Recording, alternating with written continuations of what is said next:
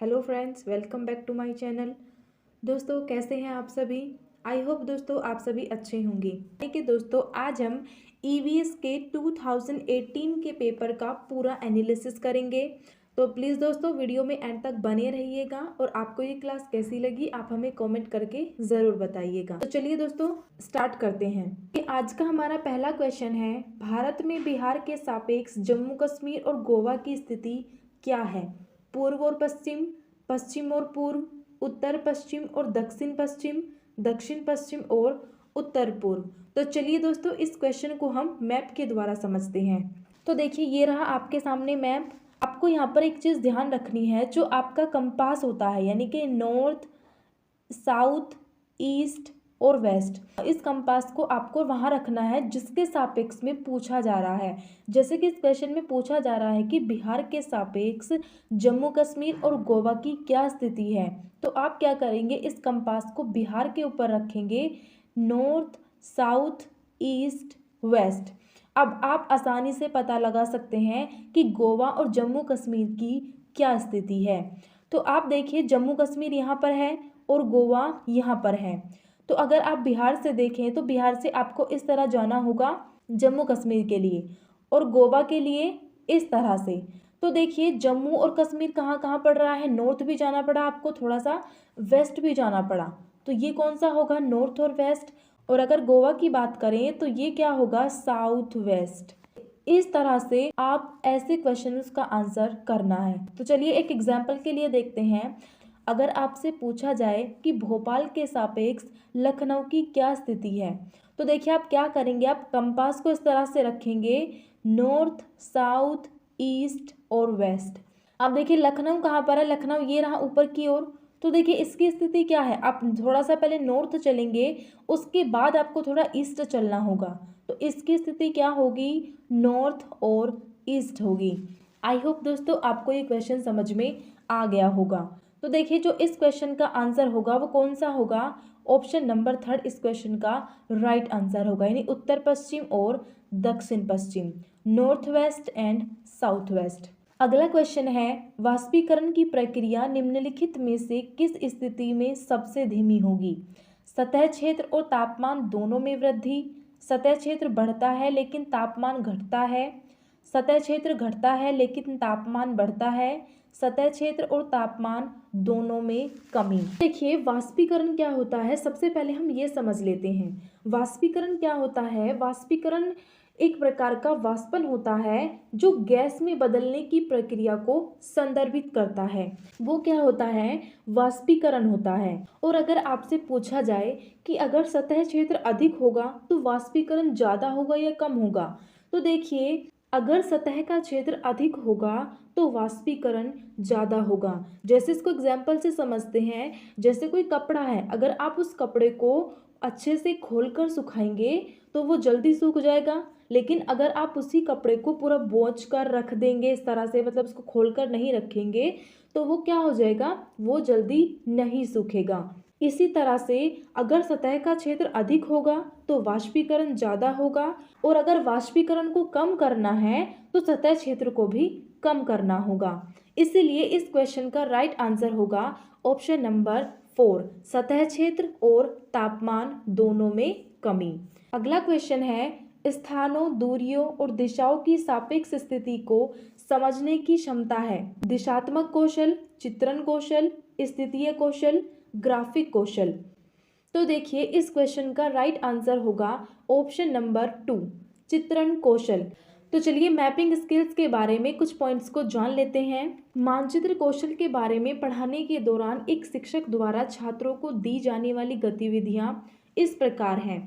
शिक्षक छात्रों को मानचित्र के रंगों को देखकर भौगोलिक व्यवस्था की पहचान करने के लिए कह सकते हैं, या फिर मानचित्र पर विभिन्न स्थानों का पता लगाने के लिए कह सकते हैं, और दिए गए मानचित्र के पैमाने की पहचान करने के लिए कह सकते हैं, या फिर वो किन्हीं दो स्थानों के बीच की दूरी को गणना करने के लिए कह सकते हैं, और मानचित्र के माध्यम से दिशाओं की पहचान करने के लिए कह सकते हैं। तो देखिए मानचित्र कौशल का अर्थ होता है स्थानिक संबंध और भौगोलिक सूचना को देखने के कार्य से है, जिसमें स्थानों, दिशाओं और दूरियों के सापेक्ष स्थान शामिल होते हैं। मानचित्र कौशल से एक बालक में दिशाओं का ज्ञान होगा, विभिन्न भौगोलिक व्यवस्थाओं के बारे में पता चलेगा, विभिन्न स्थानों के बारे में पता चलेगा। अगला क्वेश्चन है, किस राष्ट्रीय पाठ्यचर्या फ्रेमवर्क एनसीएफ ने प्राथमिक स्तर पर एक एकीकृत पाठ्यचर्या क्षेत्र के रूप में पढ़ाए जाने के लिए पर्यावरण अध्ययन की सिफारिश की? NCF 2005, NCF 1988, NCF 2000, NCF 1975। तो देखिए इस क्वेश्चन का राइट आंसर होगा ऑप्शन नंबर 3, एनसीएफ 2000। कुछ स्टूडेंट सोच रहे होंगे कि इसका आंसर एनसीएफ 2005 क्यों नहीं हुआ। तो देखिए यहाँ पर बात की जा रही है कि प्राथमिक स्तर पर एकीकृत पाठ्यचर्या क्षेत्र के रूप में पढ़ाए जाने के लिए पर्यावरण अध्ययन की सिफारिश किसने की थी? तो देखिए एनसीएफ 2000 में प्राथमिक स्तर पर एकीकृत पाठ्यचर्या के लिए 2000 ने रिकमेंडेशन दी थी, यानी कि 2000 में सिफारिश की थी और एनसीएफ 2005 में उसको लागू किया गया था। तो इसीलिए इस क्वेश्चन का राइट आंसर होगा ऑप्शन नंबर 3। अगला क्वेश्चन है, भारत में किस क्षेत्र में स्थानांतरित खेती का रिवाज है? उत्तर पूर्वी क्षेत्र, दक्षिणी क्षेत्र, उत्तर पश्चिमी क्षेत्र। तो देखिए इस क्वेश्चन का राइट आंसर होगा ऑप्शन नंबर 1, यानी भारत में उत्तर पूर्वी क्षेत्रों में स्थानांतरित खेती करने का रिवाज है। और देखिए उत्तर पूर्वी क्षेत्रों में मिजोरम, मणिपुर, नागालैंड, असम। उत्तर पूर्वी क्षेत्रों में मिजोरम, मणिपुर, नागालैंड और असम, इन सभी जगहों पर स्थानांतरित खेती करने का रिवाज है। और देखिए इस प्रकार की खेती को झूम खेती के नाम से भी जाना जाता है और इस खेती को कर्तन दहन कृषि के नाम से भी जाना जाता है। दोस्तों आप इन सभी नामों को याद रखिएगा क्योंकि ये नाम कई बार पेपर में पूछ लिए जाते हैं। अगला क्वेश्चन है, नदी बांधों से उत्पन्न जल विद्युत के लिए निम्नलिखित में से कौन सा कथन सत्य नहीं है? दोस्तों आपको किसी भी क्वेश्चन को सोल्व करने से पहले क्वेश्चन को बहुत ही ध्यान से पढ़ना होगा।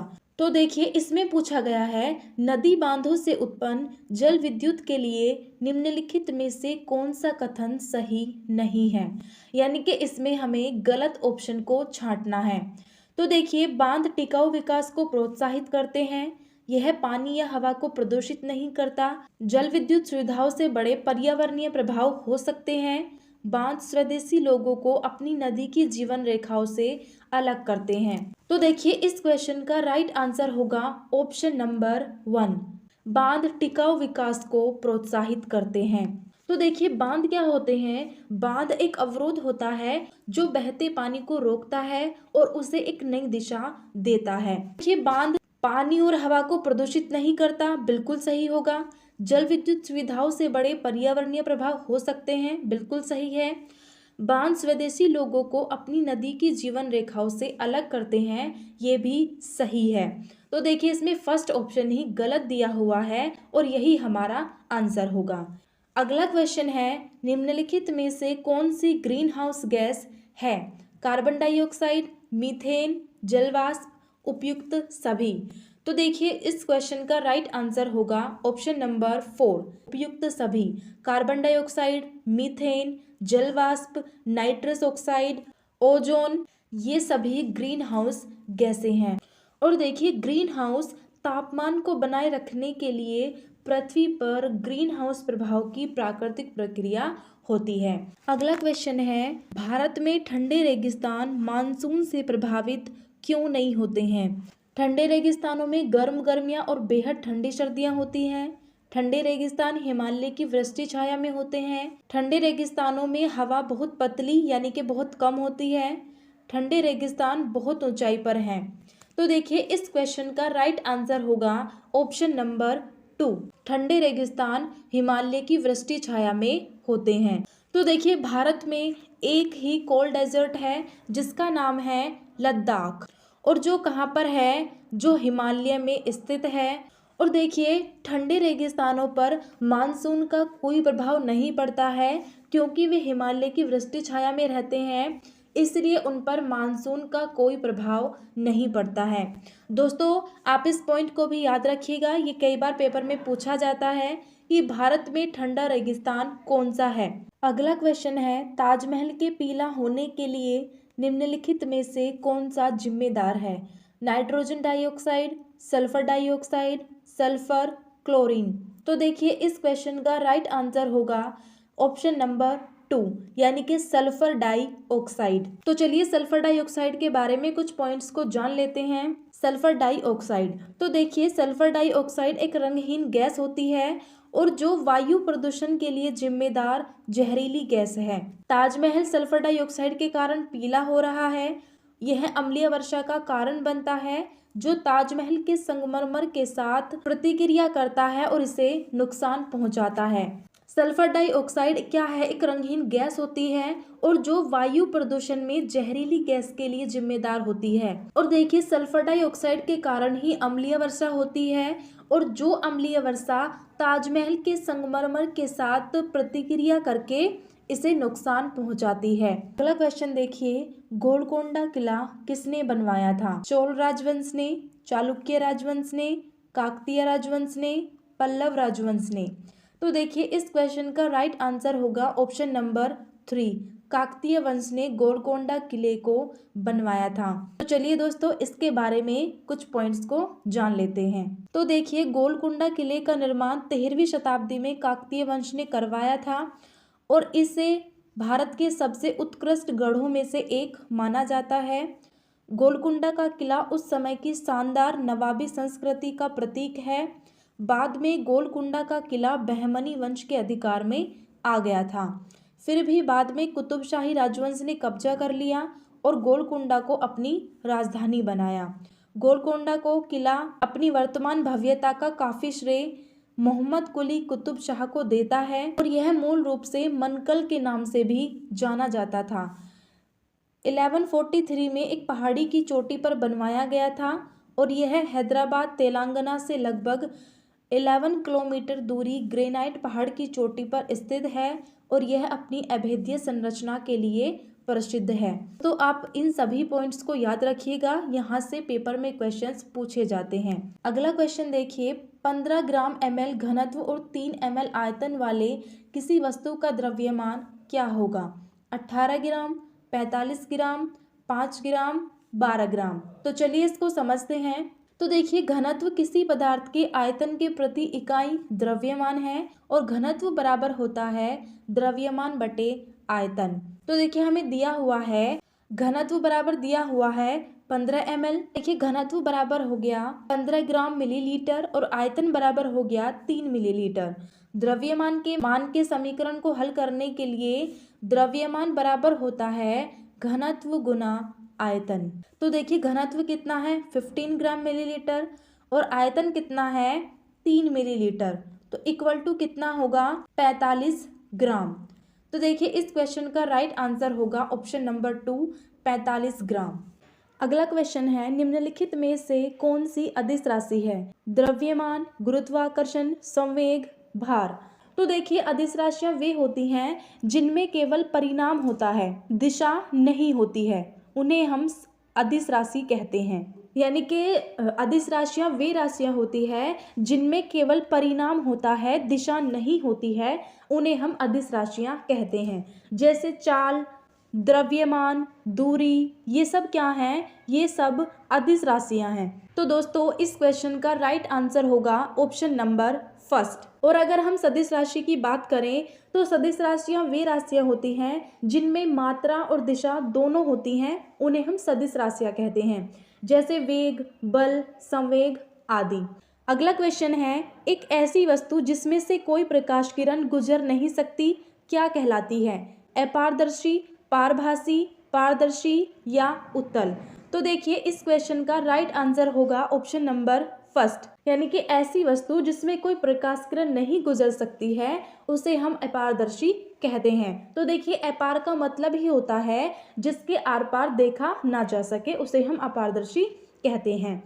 और पारदर्शी होता है ऐसी वस्तु जिससे प्रकाश की किरण आर पार हो जाए, जैसे कांच। तो देखिए कांच के आर पार देखा जा सकता है, तो इसलिए इसको पारदर्शी कहा जाता है।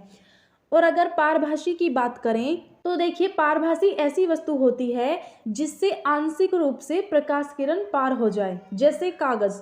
तो देखिए कागज में पूरी तरह से प्रकाश किरण पार नहीं होती है, बल्कि बहुत ही आंशिक रूप से प्रकाश किरण दिखाई देती है, उसे हम पारभासी कहते हैं। अगला क्वेश्चन है, पृथ्वी की सतह पर किसी वस्तु का भार क्या होगा जिसका द्रव्यमान चंद्रमा की सतह पर 10 किलोग्राम है? 60 किलोग्राम, 10 किलोग्राम, 60 N और 10 N। तो देखिए मैं आपको पहले ही बता दूं, इन चारों ऑप्शन में से इस क्वेश्चन का आंसर कोई सा भी नहीं होगा। मैं आपको अलग से ऑप्शन दे रही हूं, उसमें से आप कोई भी एक आंसर बताइएगा। फर्स्ट है यहाँ पर 70 किलोग्राम, 80 किलोग्राम, 98 N और 10 N। इसमें से आपको एक आंसर बताना है। तो चलिए इसको समझते हैं। तो देखिए हमें दिया हुआ है द्रव्यमान बराबर 10 किलोग्राम, गुरुत्वाकर्षण त्वरण G बराबर होता है 9.8 मीटर प्रति सेकंड का स्क्वायर, भार बराबर होता है m गुना G यानी कि द्रव्यमान गुना भार। तो देखिए m कितना दिया हुआ है, m दिया हुआ है 10 किलोग्राम और त्वरण बराबर कितना होता है 9.8 मीटर प्रति सेकंड का स्क्वायर, यानी कि इसका आंसर होगा। तो देखिए इस ऑप्शन में से आपका ऑप्शन नंबर 3 सही हो जाएगा। आई होप दोस्तों आपको ये क्लास पसंद आ रही होगी, तो प्लीज़ दोस्तों वीडियो को लाइक और शेयर करना बिल्कुल ना भूलें। अगला क्वेश्चन है, एक विलेय का विघटन दर किस पर निर्भर करता है? ये फिल इन द ब्लैंक आपको फिल करना है। दाब, तापमान, सतह क्षेत्र, भार। इस क्वेश्चन का राइट आंसर होगा ऑप्शन नंबर 3, यानी एक विलेय का विघटन दर सतह क्षेत्र पर निर्भर करता है। अगला क्वेश्चन है, सुषमा चाहती है कि उसके छात्रों को पेड़ों के संरक्षण के लिए संवेदनशील बनाया जाए। निम्नलिखित में से कौन सी ऐसा करने की सबसे उपयुक्त रणनीति है? कक्षा में बहस आयोजित करना, समूह चर्चा करना, पोस्टर बनाना, बच्चों को एक पौधे को अपनाने और पोषित करने में मदद करना। तो देखिए दोस्तों पेडागोजी क्वेश्चंस में आपको बच्चे को एक्टिव रखना है, यानी कि जिस भी ऑप्शन में बच्चा एक्टिव दिखाई दे रहा हो, बच्चा खुद के अनुभव से सीख रहा हो, वही ऑप्शन सही होगा। तो देखिए 76 क्वेश्चन का आंसर होगा ऑप्शन नंबर 4, बच्चों को एक पौधे को अपनाने और पोषित करने में मदद करना, क्योंकि दोस्तों यह उन्हें पेड़ों के संरक्षण के लिए संवेदनशील बनाने में मदद करेगा और इसके माध्यम से पौधों की आवश्यकताएं क्या हैं उनको बच्चे समझेंगे, साथ ही वो एक अपनेपन का एहसास करके उनके प्रति संवेदनशील बनेंगे। अगला क्वेश्चन है, अभय ने अपने छात्रों से उन बीमारियों पर समूह में एक सर्वेक्षण करने के लिए कहा जिनसे उनके पड़ोस के लोग पीड़ित थे। पाठ्य पुस्तक में सर्वेक्षण का उल्लेख नहीं किया गया है। इस शिक्षण अधिगम की रणनीति के लिए कौन सा विकल्प प्रासंगिक नहीं है? दोस्तों पेडागोजी के क्वेश्चन को किस तरह से सोल्व करना है इसकी मैंने अलग से एक वीडियो बनाई हुई है, जिसका लिंक आपको डिस्क्रिप्शन बॉक्स में मिल जाएगा, तो आप उस वीडियो को ज़रूर देखिएगा। उससे आपके पेडागोजी क्वेश्चंस को सोल्व करने के सभी डाउट क्लियर हो जाएंगे। तो देखिए इस क्वेश्चन में पूछा गया है कि इनमें से कौन सा विकल्प प्रासंगिक नहीं है, यानी कि इस क्वेश्चन में हमें गलत ऑप्शन को चूज करना है। फर्स्ट ऑप्शन है, इसने समुदाय के साथ बातचीत करने का अवसर प्रदान किया, इससे बच्चों को वास्तविक जीवन के साथ सीखने में मदद मिली। इसने बच्चों को डेटा हैंडलिंग समझने और एक साथ काम करने में सक्षम बनाया। इससे समुदाय को उन बीमारियों को समझने में मदद मिली जिनसे वे पीड़ित थे। तो देखिए इस क्वेश्चन का राइट आंसर होगा ऑप्शन नंबर 4। तो देखिए इससे बच्चे को बीमारी से संबंधित जानकारी प्राप्त हुई और डाटा हैंडलिंग और वास्तविक ज्ञान के साथ सीखने में मदद मिली। तो देखिए यह बच्चों को सक्रिय भागीदारी के लिए सक्षम बनाता है और डेटा हैंडलिंग और प्रश्नावली निर्माण की अवधारणा को समझने और सीखने को सार्थक बनाने में मदद करता है और वहीं बच्चों को वास्तविक जीवन की स्थितियों से जोड़ता है। अगला क्वेश्चन है, आपातकालीन परिस्थितियों के बारे में बात करने के लिए प्रिया ने बच्चों के अनुभव पूछे। जब उन्हें कभी आपात स्थिति का सामना करना पड़ा, बच्चों ने आग, बिजली के झटके और सड़क दुर्घटनाओं के साथ अपने अनुभव सुनाए। उन्होंने प्रश्न पूछे, उनकी मौजूदा समझ का आकलन किया और समाचार पत्रों से सड़क सुरक्षा विज्ञापनों जैसे संसाधनों का उपयोग करके सुरक्षा पहलुओं पर चर्चा की और क्रमशः आग और बिजली के झटके पर सुरक्षा दिशा निर्देशों पर चर्चा के लिए एलपीजी और इलेक्ट्रिक बिल का इस्तेमाल किया। प्रिया द्वारा अपनाया गया सबसे उपयुक्त दृष्टिकोण कौन सा है? संज्ञानात्मक दृष्टिकोण, अनुभवात्मक अधिगम दृष्टिकोण, अन्वेषण दृष्टिकोण, मानववादी दृष्टिकोण। तो देखिए इस क्वेश्चन का राइट आंसर होगा ऑप्शन नंबर 3, अन्वेषण दृष्टिकोण। अगला क्वेश्चन है, समुदाय पर एक महत्वपूर्ण शिक्षण और अधिगम संसाधन है क्योंकि यह सस्ता और सुलभ है, बुजुर्ग लोग बुद्धिमान हैं और उनके पास समय है, यह वास्तविक परिस्थितियों में सीखने का अवसर प्रदान करता है, कोई भी समुदाय में उपलब्ध समस्त ज्ञान को बिना आलोचना के स्वीकार कर सकता है। तो देखिए इस क्वेश्चन का राइट आंसर होगा ऑप्शन नंबर 3, यानी कि यह वास्तविक परिस्थितियों में सीखने का अवसर प्रदान करता है। अगला क्वेश्चन है, ईवीएस शिक्षण अधिगम में कक्षा में प्राप्त अधिगम को विद्यालय के बाहर के जीवन से जोड़ने और इसे समृद्ध करने का तात्पर्य है। पाठ्य पुस्तकों से बाहर जाना, वैश्विक पर्यावरणीय मुद्दों और चिंताओं को पाठ्य पुस्तक से लिंक करना, पूर्ण विद्यालय दृष्टिकोण, पाठ्यचर्या से बाहर जाना। तो देखिए इस क्वेश्चन का राइट आंसर होगा ऑप्शन नंबर 1, पाठ्य पुस्तकों से बाहर जाना, क्योंकि बच्चे ईवीएस सबसे अच्छा तभी सीख सकते हैं जब उन्हें पाठ्य पुस्तकों से कुछ नया, कुछ अलग ज्ञान बताया जाए और उन्हें वास्तविक दुनिया की व्यवस्था दिखाई जानी चाहिए, जिससे बच्चा अपने आसपास के क्षेत्रों के बारे में पता लगाना सीखे और उनसे जुड़े पर्यावरण मुद्दों के बारे में जागरूक और संवेदनशील हो और अपने स्वयं के अनुभवों के साथ अपने वैचारिक समझ को भी जोड़ सके। अगला क्वेश्चन है, कक्षा 3 के छात्रों को रमा ने सिखाया कि पिता, माँ और उनके बच्चे एकल परिवार का गठन करते हैं और यदि दादा दादी एवं अन्य रिश्तेदार साथ रहते हैं तो यह एक विस्तारित परिवार है। आप इस बारे में क्या सोचते हैं? परिवार की परिभाषा गलत है, रमा अपने छात्रों के प्रति असंवेदनशील है, शिक्षण अधिगम दृष्टिकोण समावेशी नहीं है, परिवार की अवधारणा को इसी तरह सिखाया जाना चाहिए। देखिए इस क्वेश्चन का राइट आंसर होगा ऑप्शन नंबर 3, शिक्षण अधिगम दृष्टिकोण समावेशी नहीं है। अगला क्वेश्चन है, निम्नलिखित में से कौन सी ईवीएस कक्षा में गतिविधि है या गतिविधियां हैं? चित्र पढ़ना, फील्ड भ्रमण, श्यामपट्ट का प्रयोग, उपयुक्त सभी। तो देखिए इस क्वेश्चन का राइट आंसर होगा ऑप्शन नंबर 4, उपयुक्त सभी। अगला क्वेश्चन है, पर्यावरण अध्ययन पाठ्यक्रम बच्चों की समग्र शिक्षा का कारण बन सकता है यदि यह है एकीकृत, समावेशी, विषयगत, उपयुक्त सभी। तो देखिए इस क्वेश्चन का राइट आंसर होगा ऑप्शन नंबर 4, यानी कि ईवीएस का पाठ्यक्रम एकीकृत भी होना चाहिए, समावेशी भी होना चाहिए और विषयगत भी होना चाहिए, तभी यह बच्चे की समग्र शिक्षा का कारण बन सकता है। अगला क्वेश्चन है, ईवीएस पाठ्य पुस्तक में सपेरे पर एक अध्याय है जिसका उद्देश्य बच्चों को जागरूक करना और संवेदनशील बनाना है कि यह एक अवैध कार्य है सपेरों के लिए, क्योंकि बच्चे इन दिनों अक्सर उन्हें नहीं देखते हैं कि सपेरे सांपों को नुकसान नहीं पहुंचाएं और उन्हें अपनी आजीविका से वंचित करने से पहले विकल्पों को प्रदान करने की आवश्यकता है कि पशुपालन आजीविका का अच्छा स्रोत है।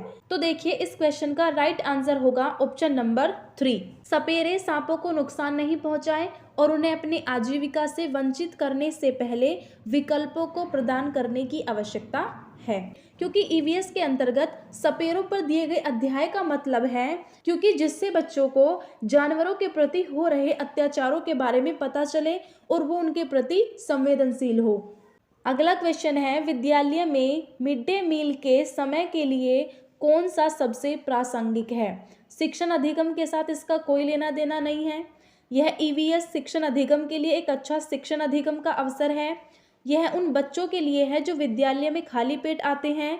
यह शिक्षण अधिगम के बहुत ही मूल्यवान समय को बर्बाद करता है। तो देखिए इस क्वेश्चन का राइट आंसर होगा ऑप्शन नंबर 2, यह ईवीएस शिक्षण अधिगम के लिए एक अच्छा शिक्षण अधिगम का अवसर है। तो देखिए मिड डे मील का उद्देश्य है एक पूरक भोजन की आपूर्ति करना। तो देखिए मिड डे मील आरंभ करने का कारण ये था कि जो बच्चे घर से खाली पेट आते हैं वो भोजन कर सके, क्योंकि अगर भोजन नहीं मिलेगा तो वो पढ़ाई पर पूरे तरीके से ध्यान केंद्रित नहीं कर पाएंगे। इसलिए मिड डे मील कार्यक्रम शुरू किया गया था। और दोस्तों मिड डे मील का नाम बदलकर अब पीएम पोषण कर दिया गया है। तो आप इस पॉइंट को जरूर याद रखिएगा क्योंकि पेपर में ये पूछा जा सकता है। अगला क्वेश्चन है, पर्यावरण अध्ययन के संदर्भ में बोझ के बिना सीखना क्या बताता है? स्कूल बैग का कम वजन, ईवीएस पाठ्य पुस्तकों में अध्यायों की कम संख्या, अबोध का भार कम करने की ज़रूरत, ईवीएस पाठ्यक्रम को आधा कम करने की ज़रूरत है। तो देखिए इस क्वेश्चन का राइट आंसर होगा ऑप्शन नंबर 3, अबोध का भार कम करने की ज़रूरत है। तो देखिए इस मुद्दे को सर्वप्रथम 1993 में यशपाल समिति ने उठाया था और इसे स्कूली बच्चों के लिए कम करने के उपाय सुझाए गए। अगला क्वेश्चन है, ईवीएस कक्षा में समूह में सीखने का क्या उद्देश्य है?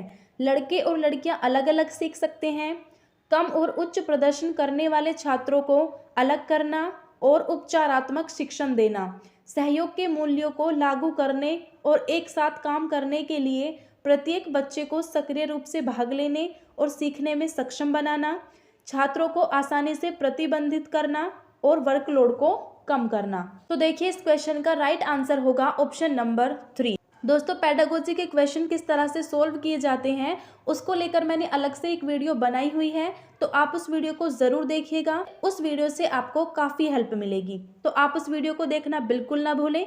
उस वीडियो का लिंक आपको डिस्क्रिप्शन बॉक्स में भी मिल जाएगा।